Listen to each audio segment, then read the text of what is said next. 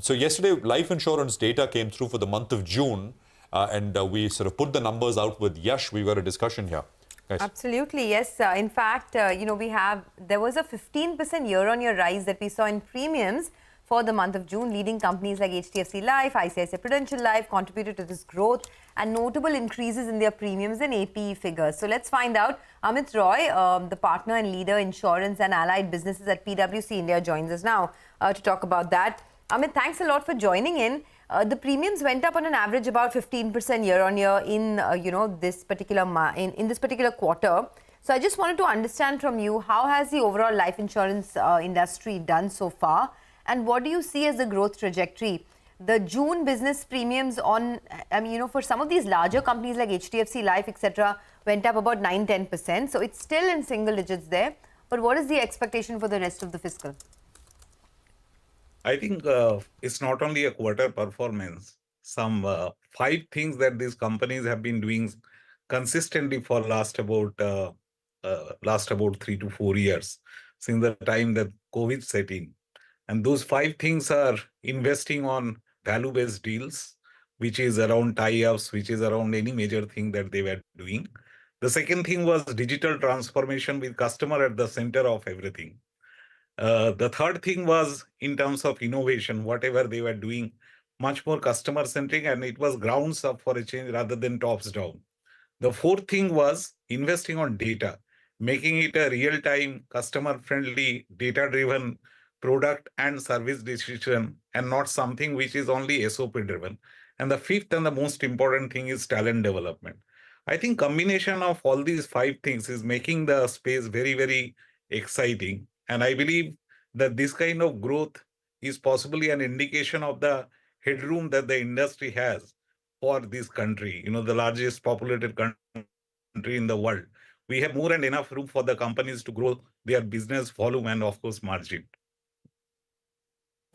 I'll come back to, of course, the industry overall, Amit, but I want to ask you, what is going wrong with HDFC Life? Now, I'm just looking at it from, a pure stock market investor angle, right? And this is the query that we get asked almost every other day. The stock has done nothing for investors in 5 years. I was just looking at the chart of HDFC Life. 5 years ago, it was 500 rupees. Today, it's 620. And the market has, really grown since then. What is going wrong, and what can HDFC Life do to sort of buttress that growth? Given the kind of position that we have as Big Four partners, we have limitations to talk about any specific stock, and I am not a market analyst per se. I will possibly talk about the generalist thing, that there's nothing wrong with the companies that you see in the bourses today from the insurance side. It's just about how investors look at it or analysts look at it. If you talk about the industry as a whole, it's the most regulated industry where the proportion of the protection products are going up, which is good for the industry, which is good for the investor, good for the company. You would see that the most regulated companies are investing in technology, they are investing in distribution, they're making their products customer friendly. It sometimes happens that this is a technical industry where possibly the reports or the financials that come out for the common people on the public disclosure is not very user friendly, and which is why the new accounting norms like IFRS 17 or RBC is coming, so that a common person can also understand the nuances of a life insurance economics. And that will possibly make the stocks much more friendlier, and investor will find value in that. I would say it's a robust company, is doing well, and there's no cause of concern for this company like any others that you see in the bourses today. Okay, got it. That's a fair point.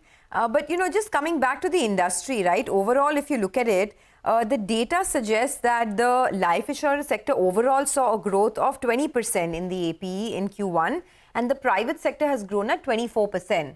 Is this a run rate, this growth run rate, something that you see through the course of the fiscal?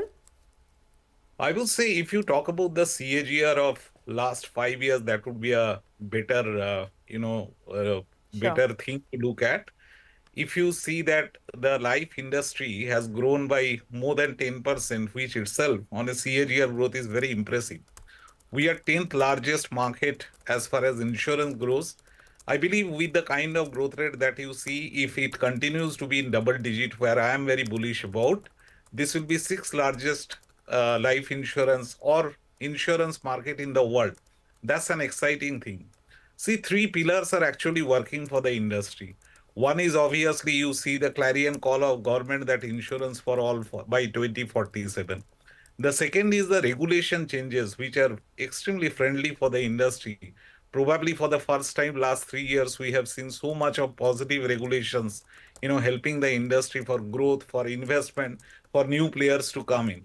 Third, and the most important thing, the amount of data which is now available for the players, that makes their underwriting easier, that makes their decision making easier, and customers are getting something which is much needed, which is something that they can create for themselves.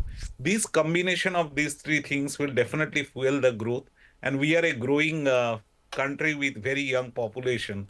So obviously the industry will continue to do well.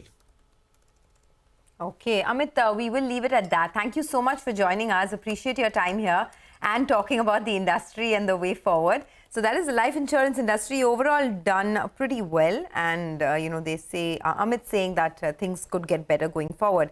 But let's